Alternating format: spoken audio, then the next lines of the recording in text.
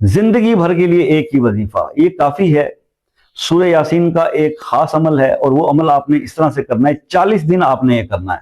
अगर 40 दिन आप ये कर लेते हैं, क्या कर लेते हैं कि सूरह यासीन को आप पढ़ेंगे, अव्वल 11 बार दूसरी पढ़ेंगे, बिस्मिल्लाह रहमान रहीम से सूरह यासीन शुरू किया और जब मुबीन पर पहुंचे तो हर मुबीन पर रुक जाना है, 7 बार सूरह फातिहा पढ़नी है, इसके आगे पीछे कोई दूसरी नहीं होगा। 7 बार सूरह फातिहा पढ़नी है और 72 टाइम्स अल्लाह का नाम है या बासितो, ये आपने पढ़ना है। फिर दूसरी मुबीन पर चले जाना है, फिर रुकना है, तो उस दूसरी मुबीन पर भी आपने 7 बार सूरह फातिहा पढ़नी है, 72 टाइम्स या बासितो पढ़ना है। और इसी तरह से आप 7 मुबीनों तक ये सूरह यासीन कंप्लीट करेंगे, आपका एक दफा का सूरह यासीन का अमल कंप्लीट हो गया। और यही तरीक़ाकार आपने 40 दिन तक करना है। ये अमल था जो मैंने आपको बता दिया। अब आ जाते हैं दूसरी बात कि 40 दिन जब गुजर जाएंगे देन इसके समरात क्या आपके पास आएंगे जिंदगी।